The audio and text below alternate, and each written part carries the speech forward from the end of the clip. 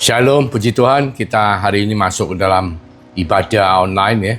Sebelumnya kita satukan hati, kita mau siapkan hati kita untuk menerima firman Tuhan sebagai benih dalam kehidupan kita.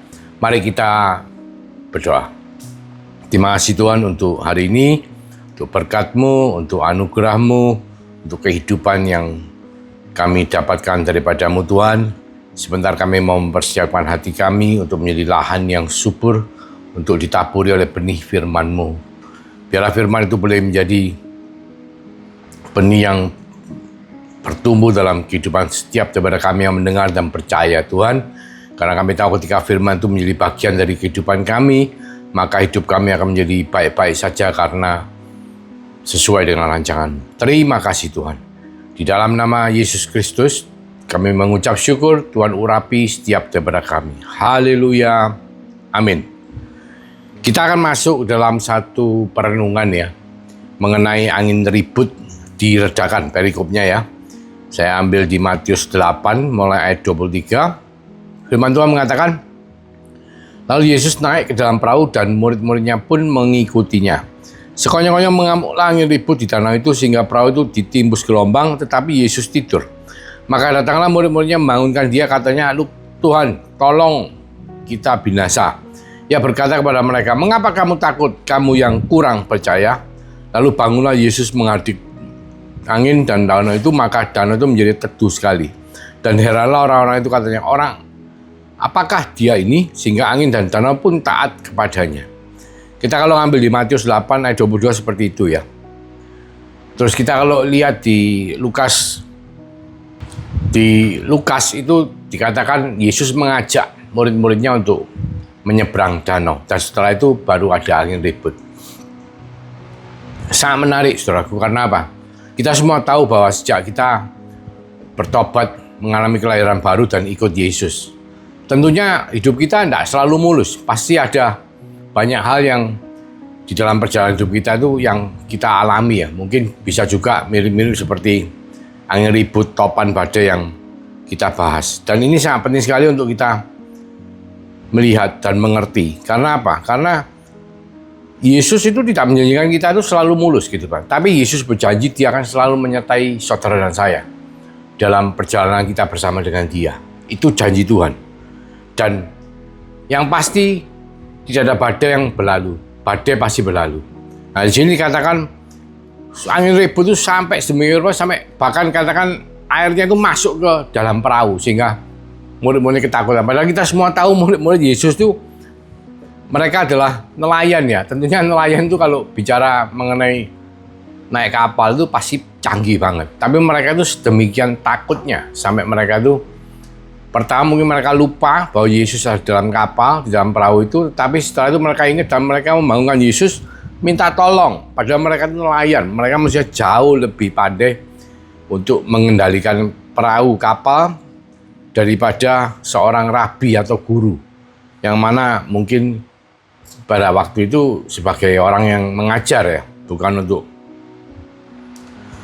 mengatur kapal ya. Tetapi yang terjadi adalah Yesus membuat angin itu menjadi reda dan danau itu akhirnya menjadi tenang sekali, teduh sekali. Karena apa? Karena dia berkuasa atas surga dan bumi. Tetapi Tuhan ngomong, hai kamu, orang yang kurang percaya. Nah ini poinnya gini. Bukankah kita, saudara dan saya sebagai orang percaya, kita ikut Tuhan. Seringkali dalam kehidupan ini ketika kita menghadapi satu permasalahan yang mungkin sedemikian hebatnya permasalahan itu sehingga membuat kita tuh berkurang imannya atau menjadi orang yang kurang percaya. Ini sangat menarik untuk kita simak secara dalam ya. Karena apa? Karena ini berkaitan dengan kehidupan kita mengikuti Yesus. Karena yang jelas pasti tidak mungkin hidup kita itu selalu mulus. Pasti ada hal-hal yang mungkin mirip seperti yang murid-murid alami. Dan seringkali ketika kita mengalami itu, kita menjadi orang yang seperti dikatakan Tuhan Yesus itu kurang percaya atau imannya berkurang. Sebetulnya iman itu apa sih saudaraku? Kita kalau lihat di definisi iman ya di Ibrani 11 ayat 1 ya. Tetapi sebetulnya di Roma itu dikatakan Roma 10 ayat 17 katakan, iman timbul dari pendengaran dan pendengaran oleh firman Kristus. Jadi percaya kita itu timbul dari pendengaran, iman kita itu timbul dari pendengaran akan firman Kristus. Kenapa tidak dikatakan firman Allah saja? Kok secara spesifik dikatakan firman Kristus? Apakah itu tidak sama? Gitu? Ya kita tahu Alkitab itu berisikan firman Allah. Tetapi yang dimaksud dengan Rasul Paulus di Roma 10 ayat 17 ini khusus dicatat firman Kristus adalah karena Rasul Paulus ingin kita itu ketika kita merenungkan firman, ketika kita membaca firman Tuhan, itu arah dan tujuan dan pikiran kita, perenungan kita itu mengarah kepada Kristus. Karena setiap kali, meskipun di Perjanjian Lama, ketika kita merenungkan firman Tuhan di Perjanjian Lama, membaca firman Tuhan di Perjanjian Lama, dan kita bisa mengkaitkan itu dengan Kristus, maka itu akan membuat kita tuh imannya timbul, bertumbuh, makin percaya. Karena apa? Karena kita semua tahu bahwa semua Perjanjian Lama itu berisikan nubuat mengenai kedatangan Kristus yang diurapi, Sang Mesias, untuk apa? Menjadi juru selamat dunia. Ya, jadi kalau kita mau teliti betul dan kita mengarahkan seperti yang Rasul Paulus katakan kepada Kristus, maka iman kita itu akan bertumbuh seiring dengan pengenalan kita akan Allah yang kita kenal dalam nama Tuhan Yesus Kristus, maka iman kita akan bertumbuh. Contoh saya memberikan di Kejadian 1 ayat 1. Firman Tuhan mengatakan, pada mulanya Allah menciptakan langit dan bumi. Langit pakai kata-kata samayim atau sorga ya, alam yang tidak kelihatan, dan bumi. Allah itu bahasa Ibraninya Elohim atau Allah bentuk jamak. Jadi bukan cuma satu Allah pribadi, tapi kita yang percaya tiga Allah Tritunggal ya. Jadi Allah Tritunggal maksudnya. Nah, di situ kalau Allah Tritunggal berarti apa? Allah Bapa, Allah Anak, Yesus dan Roh. Itu hadir semua di situ. Bahkan kalau kita mau lihat di Yohanes 1 ayat 1. Kita baca firman Tuhan di Yohanes 1 ayat 1. Jelas sekali itu. Nah, firman yang telah menjadi manusia perikopnya. Ayat 1 itu dikatakan Yohanes 1 ayat 1, pada mulanya adalah firman, huruf besar ya, logos. Firman itu bersama-sama dengan Allah dan firman itu adalah Allah. Jadi kalau logos yang kita kenal dan kita percaya di dalam nama Yesus itu adalah Allah dan hadir bersama-sama pada mulanya. Itu berkaitan dengan Kejadian 1 ayat 1. Sehingga kita melihat bahwa oh ternyata dari awal penciptaan bumi itu Yesus hadir bersama-sama dengan Allah Bapa dan Allah Roh Kudus untuk menciptakan surga dan bumi.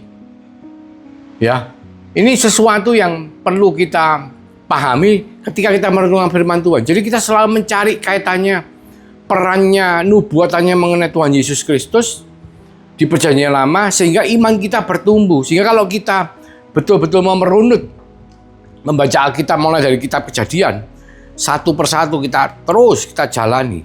Pada saat kita masuk ke Perjanjian Baru dan kita mengerti ya, bukan cuma sekedar membaca, tapi kita berusaha untuk mengerti. Pada saat kita masuk dalam Perjanjian Baru, kita langsung tahu bahwa apa? Bahwa Tuhan Yesus itu menggenapi semua apa yang kita baca di Perjanjian Lama. Semua sudah digenapi. Cuman satu yang belum, yaitu apa? Kedatangan Yesus kedua kalinya dan akhir zaman. Itu yang masih belum terjadi. Cuman di luar itu sampai kedatangan Yesus, kelahirannya, kematiannya, pelayanannya, dan kematian di atas kayu salib dan kebangkitannya pada hari ketiga, bahkan sampai pencurahan Roh Kudus, sampai kenaikan dan pencurahan Roh Kudus, itu semua menggenapi apa yang kita sudah peroleh di Perjanjian Lama. Dan ini penting untuk saudara dan saya. Misalnya kita bicara kitab Imamat, loh Pak, kitab Imamat hubungannya apa sama Yesus? Loh, Imamat itu berbicara mengenai keimaman. Imam besar agung kita siapa? Yesus Kristus. Jadi kita tuh membicarakan hal-hal yang secara liturgi, secara yang kita pelajari di Imamat, kita harus begini begitu untuk bisa berdoa kepada Allah. Itu semua digenapi oleh kelahiran, pelayanan Tuhan Yesus, kematian Tuhan Yesus, kebangkitannya pada hari ketiga. Semua digenapi oleh Tuhan sebagai Sang Mesias atau Juru Selamat dunia. Nah, ini yang akan membuat iman kita bertumbuh. Dengan seiringnya kita merenungkan kita perjanjian lama sampai masuk ke dalam perjanjian baru, Tuhan akan memberikan iman itu sedemikian besar. Jadi pendengaran akan firman Kristus secara khusus ditulis oleh Rasul Paulus atas dasar perintah Roh Kudus adalah supaya saudara dan saya ketika kita merenungkan firman Tuhan, kita larinya fokusnya itu kepada Tuhan Yesus Kristus, Sang Mesias yang diurapi, sehingga iman kita timbul.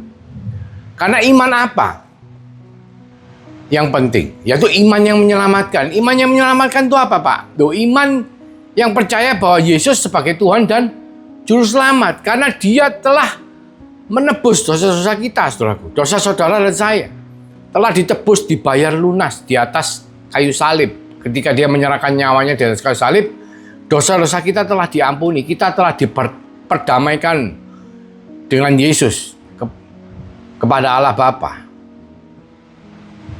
Itu yang sesuatu yang luar biasa. Nah, sekarang ketika Tuhan Yesus ngomong, "Hai kamu, kok kurang percaya?" Atau saudara dan saya, kita mengikuti Yesus, kita mengalami badai dalam kehidupan kita. Seperti murid-murid di dalam perahu. Terus kita kekurangan iman, kurang percaya. Nah, ini yang kita harus belajar. Jadi apa yang dimaksud dengan iman itu? Yang jelas satu, itu iman itu timbulnya karena kita iman kepada Yesus, pendengaran akan firman Kristus. Itu satu. Kedua, definisi iman. Kita lihat di Ibrani 11 ya. Ayat 1. Jelas sekali dikatakan. Ibrani 11. Iman adalah dasar dari segala sesuatu yang kita harapkan dan bukti dari segala sesuatu yang tidak kita lihat. 2 poinnya. Iman itu dasar dari segala sesuatu yang kita harapkan. Jadi kita tuh mengharapkan apa? Dengan iman tuh loh, kita mengharapkan apa itu pertama. Kedua, dan bukti dari segala sesuatu yang tidak kita lihat. Ya, satu iman tidak kelihatan. Dan yang kita imani pun tidak kelihatan. Karena tuh Allah adalah roh dan kita tidak bisa melihat. Allah itu tidak kelihatan. Ya, tapi ada. Ya, jadi 2 poinnya. Satu, bicara mengenai pengharapan. Harapan apa yang kita dapat dengan iman kita? Yang pertama, yang jelas kita tahu dan kita mengharapkan bahwa Yesus akan datang untuk menjemput kita kedua kalinya. Sehingga apa? Sehingga janji Tuhan, barang siapa yang percaya kepada Yesus Kristus sebagai Tuhan dan Juru Selamat, beriman maksudnya, itu akan bersama-sama dengan Tuhan ketika Dia menyelesaikan imannya di bumi, menyelesaikan kehidupannya di bumi. Kita pulang bersama-sama dengan Bapa. Saat itu juga ketika Tuhan menemukan iman dalam kita, Dia akan menjemput kita dan kita akan bersama-sama dengan Dia. Atau ketika Yesus datang kedua kalinya, kita akan dijemput, diangkat hidup-hidup, bertemu dengan Yesus di udara. Itu yang bicara mengenai rapture, penjemputan. Jadi itu pengharapan kita, saudara, bahwa dosa kita ini telah ditebus, dibayar lunas oleh kematian Tuhan Yesus Kristus di atas kayu salib. Dan sengat maut atau kuasa dosa itu telah dikalahkan dengan kebangkitan Yesus di atas kayu salib. Dan bagi kita yang beriman kepada Dia, kepada Yesus sebagai Tuhan dan Juru Selamat, itu adalah dasar dari pengharapan kita. Nah, seringkali dalam hidup ini, setelah kita ikut Tuhan, kita bisa melenceng dasarnya. Mungkin dasarnya sudah bukan keselamatan dalam Yesus, dasarnya bukan pengharapan kita untuk hidup kekal bersama dengan Dia, tapi terkadang kita mengharapkan hanya, mujizat kesembuhan. Berkat untuk bisnis saya. Rumah tangga saya yang berantakan supaya dipulihkan. Sehingga apa? Sehingga kita itu tidak mengharapkan kepada Yesus, tapi mengharapkan kepada hal-hal seperti itu. Kesembuhan, mujizat, materi, berkat. Sehingga apa? Ketika kita tidak mendapatkan itu, maka kita menjadi kurang percaya. Seperti murid-murid Yesus. Mereka mengharapannya apa? Yesus sebagai apa? Sebagai Raja. Mesias memang Raja, tapi Raja dalam bentuk Raja yang akan datang menyelamatkan bangsa Israel dari bangsa Romawi. Mereka itu mengharapkan Tuhan datang sebagai penyelamat yang membawa bangsa itu keluar dari jajahan bangsa Romawi. Itu yang mereka harapkan. Sebelum kematian Yesus ya.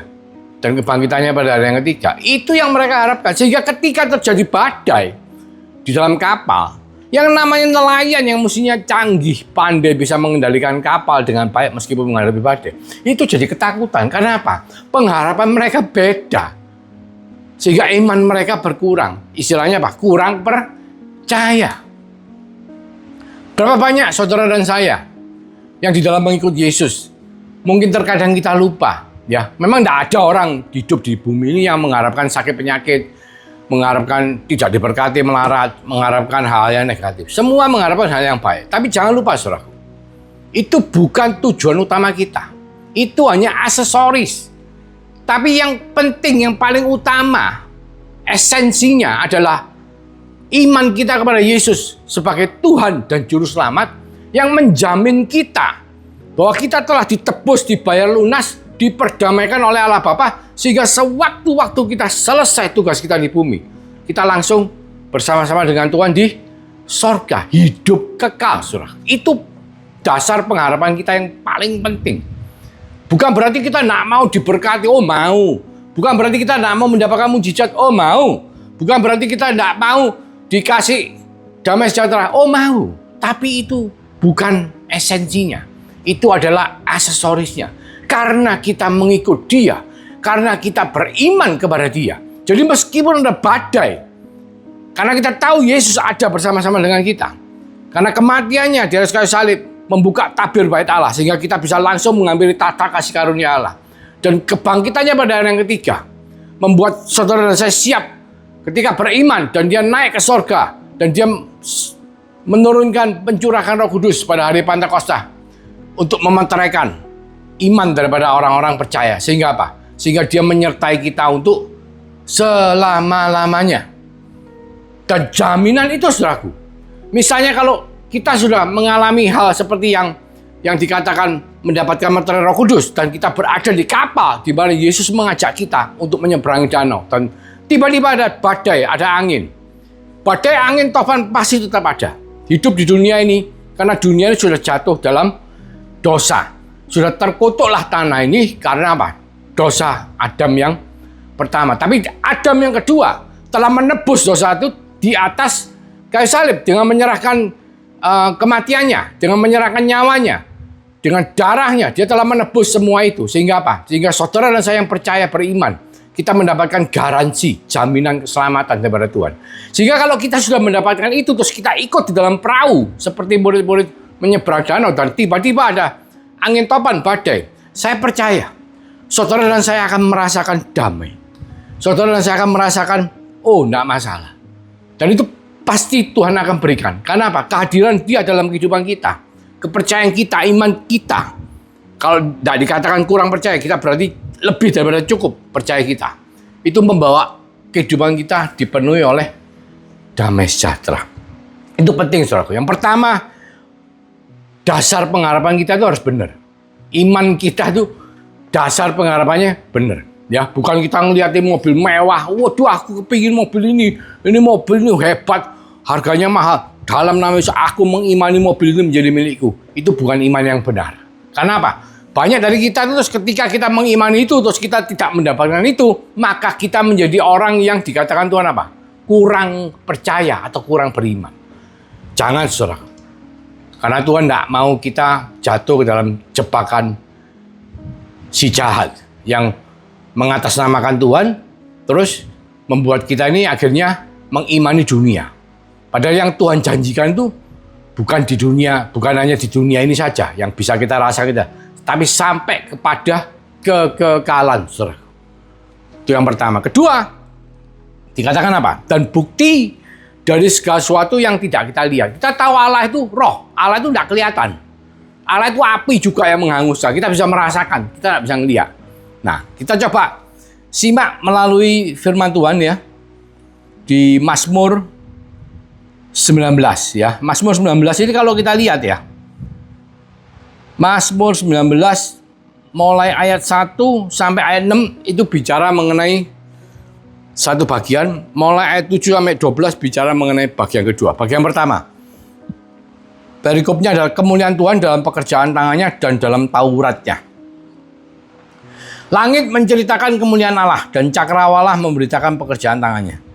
Jadi kita kalau melihat bumi ciptaan Tuhan, pernahkah saudara membayangkan, siapa ya, kok bisa ya, laut itu begitu luar biasa. Saya dulu pernah duduk di tepi pantai di Bali, merenung melihat pantai begitu luar biasanya, deru ombak ya, angin semilir, dan pemandangan sunset itu luar biasa sekali. Ya, mungkin saudara yang punya jiwa seni, mungkin saudara ingin menggambar situasi itu, melukiskan dalam satu, menuangkan perasaan saudara dalam suatu lukisan. Dan mungkin kalau lukisan itu dibawa kita lihat, wah lukisannya bagus. Tapi kalau kita merasakan sendiri, itu kita bisa merasakan betapa luar biasanya Allah kita bisa menciptakan hal seperti itu. Kita melihat semua apa yang terjadi di bumi. Semua itu menunjukkan apa? Bahwa Tuhan Allah kita itu luar biasa. Dikatakan di ayat 3. Hari meneruskan berita itu kepada hari dan malam menyampaikan pengetahuan itu kepada malam. Tidak ada berita, tidak ada kata, suara mereka tidak terdengar, tetapi gema mereka terpencar ke seluruh dunia dan perkataan mereka sampai ke ujung bumi. Ia memasang kemah di langit untuk matahari.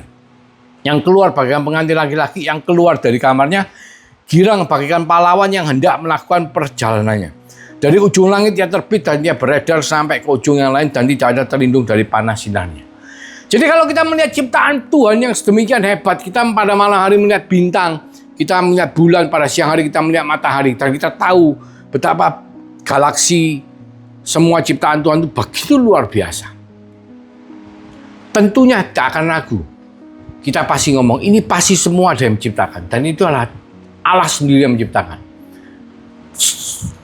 Jelas tertulis di Mazmur 19, 1 ayat 6. Bahwa kita bisa tahu, meskipun kita tidak melihat Allah, tapi kita sudah tahu bahwa Allah itu ada. Amin. Ya, sama seperti gini saudaraku. Sekarang, misalnya sekarang kita berada dalam ruangan. Ya, mungkin kita malam hari ya. Terus, kalau kita tanya sama orang, matahari ada enggak? Pasti tentunya kita ngomong, matahari itu ada. Meskipun kita tidak melihat karena kita dalam ruangan. Atau meskipun malam hari, karena malam hari kan kita tidak kelihatan matahari. Tapi ada mataharinya. Jadi tidak kelihatan itu bukan berarti tidak ada, saudara. Kebenaran itu akan menjadi nyata. Karena apa? Karena kita bisa merasakan. Ya, kita tahu, kita bisa merenungkan, kita bisa mengerti dengan akal budi kita bahwa Allah itu ada. Meskipun kita tidak kelihatan, tapi Allah itu ada. Bahkan kita lihat bagaimana kok di galaksi ini begitu banyak bintang, kok tidak ada yang tabrakan. Atau yang tidak ada yang menabrak bumi sehingga terjadi hal-hal yang bencana dan lain sebagainya. Karena Allah sudah mengatur semua itu. Pertama itu, buktinya apa? Allah ada, yaitu dari ciptaan yang Allah ciptakan, bumi dan beserta segala isinya. Bahkan kita kalau lihat binatang, ya Tuhan katakan pada hari yang ke-6 dia menciptakan manusia. Ya, binatang pun kita lihat sudah begitu luar biasa. Manusia lebih luar biasa lagi. Karena apa? Tuhan menciptakan manusia segambar dan serupa seperti dia. Sehingga apa? Sehingga kita ini menjadi makhluk yang dikatakan berintelek ya, tinggi. Sehingga kita menciptakan banyak hal. Kita dikatakan segambar serupa. Bahkan ketika iman kita kepada Yesus Kristus sebagai Tuhan dan Juru Selamat, itu kita mengalami kelahiran baru. Dan kita akan diubahkan makin hari makin menyerupai seperti Kristus, dikembalikan rupa kita menjadi makin hari makin serupa seperti Kristus. Jadi Allah itu ada. Bahkan di Ibrani 11 ayat 6 dikatakan, tanpa iman tidak mungkin orang berkenan kepada Allah. Sebab barang siapa berpaling kepada Allah, ia harus percaya bahwa Allah itu ada. Dan bahwa Allah memberi upah kepada orang yang sungguh-sungguh mencari Dia. Jadi Allah itu ada. Bukti bahwa Allah itu ada itu sudah kita lihat melalui alam ciptaannya. Bukan cuma itu, saudaraku. Kalau kita lihat di ayat 7 ya, Mazmur 19, mulai ayat 7 sampai 12 dikatakan, Taurat Tuhan itu sempurna, menyegarkan jiwa. Peraturan Tuhan itu teguh, memberikan hikmat kepada orang yang tak berpengalaman. Titah Tuhan itu tepat, menyukakan hati. Perintah Tuhan itu murni, membuat mata bercahaya. Takut akan Tuhan itu suci, tetap ada untuk selama-lamanya. Hukum-hukum Tuhan itu benar, adil semuanya. Lebih indah daripada emas, bahkan daripada banyak emas tua. Dan lebih manis daripada madu, bahkan daripada madu tetesan dari sarang lebah. Lagi pula hambamu diperingatkan oleh semuanya itu, dan orang yang berpegang padanya mendapat upah yang besar. Siapa yang taat dan berpegang kepadanya akan mendapatkan upah yang besar. Jadi Taurat Tuhan, atau kalau kita baca di Perjanjian Lama, kitab Perjanjian Lama mengenai hukum Taurat, itu semua telah digenapi oleh apa? Kelahiran Tuhan Yesus, kematiannya di atas kayu salib, dan kebangkitannya pada hari ketiga. Semua telah digenapi oleh Tuhan Yesus yang datang sebagai Mesias, Juru Selamat dunia. Jadi ketika Tuhan mengatakan, satu hari nanti akan ada perjanjian baru di mana aku akan memeteraikan Taurat itu dalam hati setiap kita. Sehingga apa? Sehingga tidak ada orang yang tidak mengenal, tidak percaya bahwa Tuhan itu ada. Semua itu percaya Tuhan itu ada. Dan kita tahu, kita memiliki hati nurani, yang mana baik, yang mana jelek. Tapi semua itu telah digenapi oleh kasih Allah kepada kita melalui Tuhan Yesus Kristus yang telah menyerahkan nyawanya untuk menebus dosa saudara dan saya yang percaya kepadanya, beriman dan mati di atas kayu salib dan bangkit pada hari yang ketiga. Oleh karena itu saudaraku, itu adalah bukti bahwa Allah itu ada. Jadi ketika kita dengan iman kita betul-betul mencari Tuhan, kita tahu bahwa Tuhan itu ada. Kalau Tuhan ada dan ketika kita beriman kepada Dia, satu hal yang Tuhan berikan adalah apa? Tuhan memeteraikan rohnya dalam kehidupan saudara dan saya yang percaya. Dan oleh roh itu kita bisa memanggil Bapa sebagai Abba Bapa. Sehingga apa? Kita menjadi anak-anak yang dikasihi oleh Allah. Jadi intinya apa? Intinya adalah bukti daripada apa yang tidak kelihatan itu adalah ketika saudara dan saya yang beriman kepada Dia, tahu bahwa kita percaya bahwa Allah itu ada, maka kita harus menjalin hubungan dengan Dia yang membuat kita memiliki iman yang menyelamatkan. Tanpa hubungan itu, saudara, kita itu seakan-akan tidak yakin bahwa Allah itu ada. Sama seperti murid-muridnya yang di dalam perahu itu. Mereka itu lupa sesaat bahwa Yesus itu ada di sana. Mereka lupa saat bahwa mereka itu yang diajak sama Tuhan Yesus untuk naik perahu. Dan mereka itu mengikut Tuhan. Mereka lupa sehingga apa? Mereka ketakutan. Sampai Tuhan ngomong, "Hei kamu, kok kurang percaya?" Nah, demikian pula saudara dan saya. Ketika kita berjalan menghadapi kehidupan, kita menghadapi badai, menghadapi yang ribut. Jangan sampai kita lupa bahwa pengharapan kita ada di dalam Yesus Kristus sebagai Tuhan dan Juru Selamat. Yang memberikan janji kepada saudara dan saya dan bahkan meterai bahwa kita akan hidup kekal bersama-sama dengan Dia, bersama-sama dengan iman kita. Pertama. Kedua, bukti bahwa Dia ada. Bahwa kita harus punya hubungan, menjalin relationship sebagai anak-anak Allah. Punya hubungan pribadi. Bukan sekedar kita pergi ke gereja pada hari Minggu, bergereja, tidak. Tapi kita memiliki hubungan pribadi. Karena apa? Karena kita tahu Dia adalah bukti bahwa Dia itu ada. Dan Tuhan akan memberikan upah pada orang yang benar-benar dengan sungguh-sungguh mencari Dia. Sudahkah saudara memiliki iman yang seperti Tuhan mau? Punya dasar pengharapan yang benar? Dan punya bukti bahwa Allah itu ada dengan memiliki hubungan secara pribadi, keintiman pribadi dengan Tuhan. Mari kita berdoa. Terima kasih Tuhan Yesus. Mengingatkan setiap daripada kami supaya kami melandaskan iman kami kepada dasar yang benar dan menunjukkan bukti bahwa Engkau ada dengan memiliki hubungan secara pribadi, keintiman dengan Engkau Tuhan, melalui kehidupan doa kami, melalui kehidupan kami di bumi. Terima kasih Bapa. Biarlah berkat daripada Allah Bapa melalui kasih karunia daripada Tuhan Yesus Kristus yang telah memeteraikan Roh Kudus-Nya dalam kehidupan setiap daripada kita. Sehingga Roh Kudus selalu yang menuntun, memberkati, melindungi, menolong, menghibur setiap daripada kita mulai dari sekarang sampai Tuhan datang yang kedua kalinya, bahkan sampai Maranatha. Dan kami semua yang percaya di dalam nama Tuhan Yesus Kristus, kami mengatakan haleluya, amin. Tuhan Yesus memberkati.